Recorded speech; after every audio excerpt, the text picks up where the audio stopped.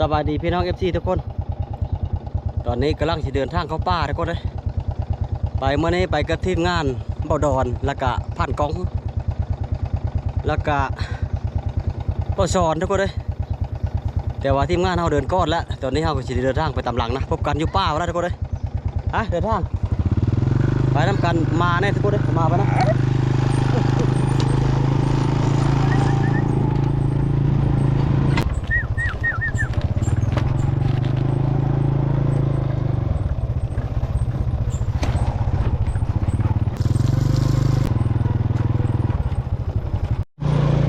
ตอนนี้ก็เดินทางเข้าดงทุกคนเลย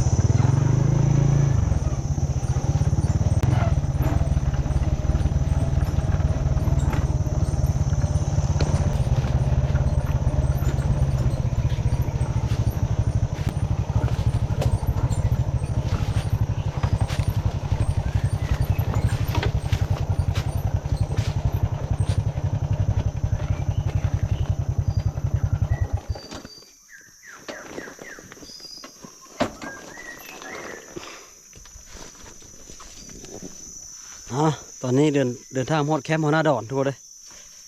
แต่ว่าทีมงานเท่านี้มาทันมาฮอดเขามาฮอดก้อนทุกคนนัดพบกันอยู่นี่ละแคมป์หัวหน้าดอนนี่ละเดี๋ยวทีมงานเขาสิมาตำหลังทุกคนตอนนี้กะไว้เครื่องไว้ของแล้วก็สิหาอยู่หากินก่อนทุกคนเลยหิวข้าวเลยหากินก่อน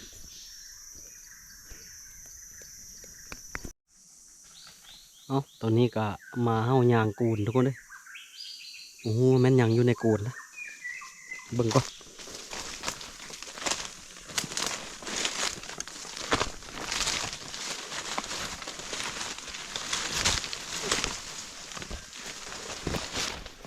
ปลากันยางกูนทุกคน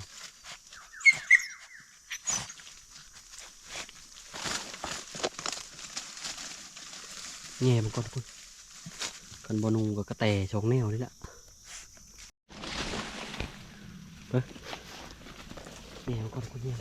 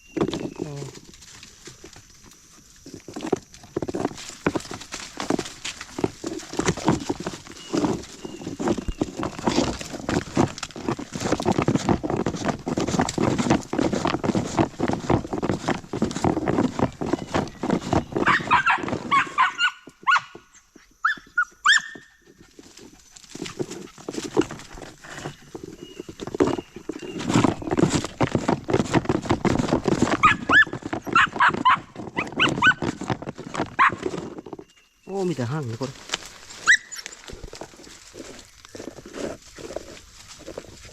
บ่อ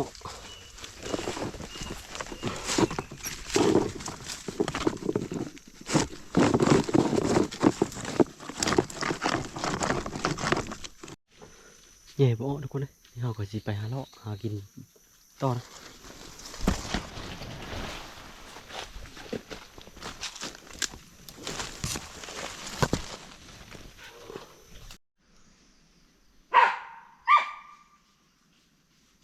ตอนนี้มาไล่ขึ้นไม้ทุกคน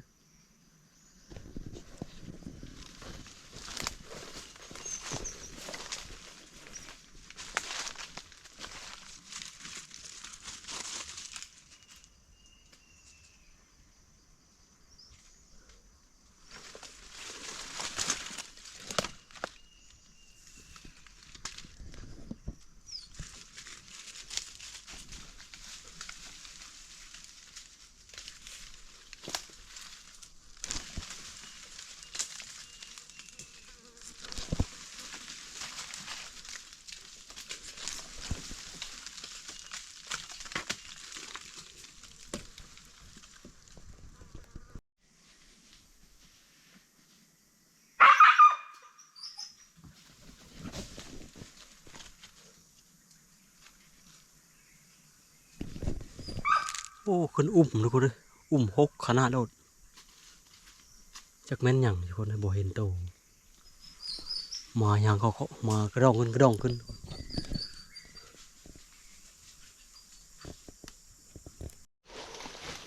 โอ้มาเฮาทุกคนเรานึกว่าแม่นหยังนะ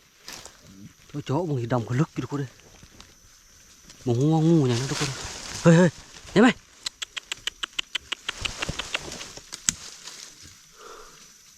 สงสัยจะมันจุกอ่างทุกคน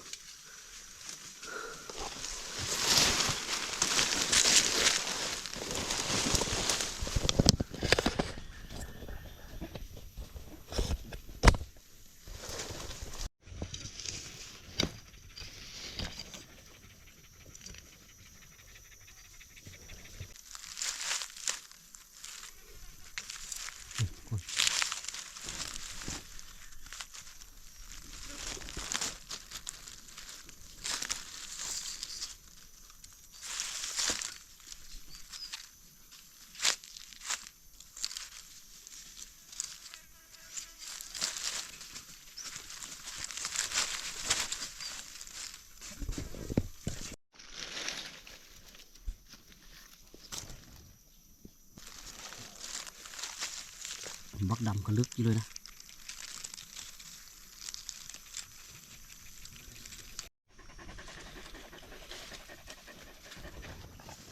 นี่ทุกคน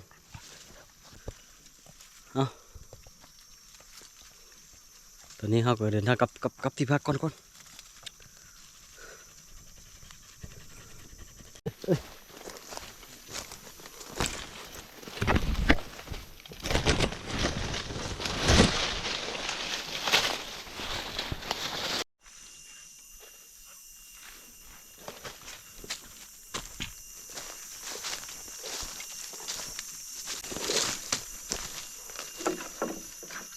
อ๋อ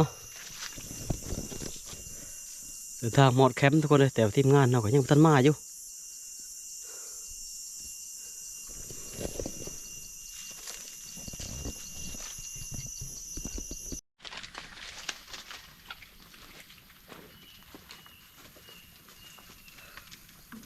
อ๋อ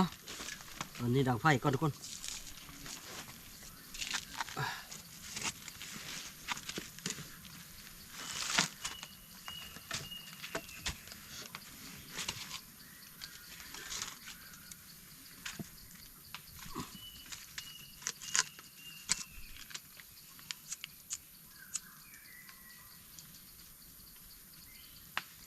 หน่อยกับไฟนี่ก็เบิดเก็ตได้นี่แล้วเบิดเก็ตละ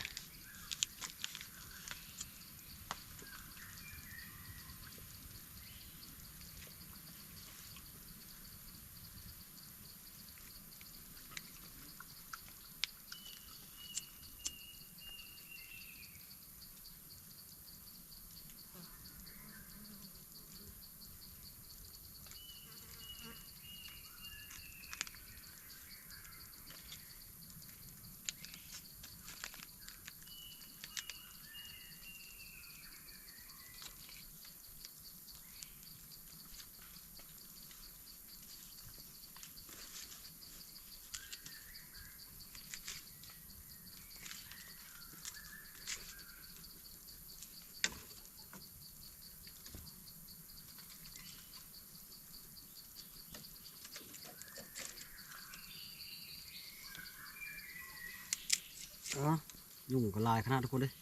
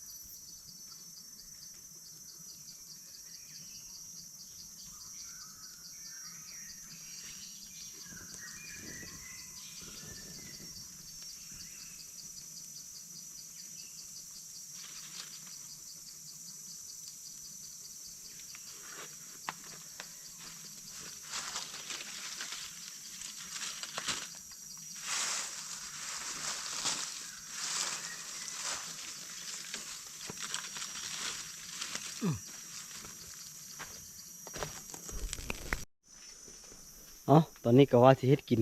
งูกะลืมมาคิดทุกคนลืมมาเพชรมันมีธงมะเพชรแล้วก็คือเป็กโนอยู่ในหันแต่เฮาโกดกาเบิ่งบ่เห็นทุกคนเลยเฮาก็สิถ้าทีมงานเอามาพุ่นละอันยังโกกินเฮาก็สิกินข้าวลาไปก่อนทุกคนนะ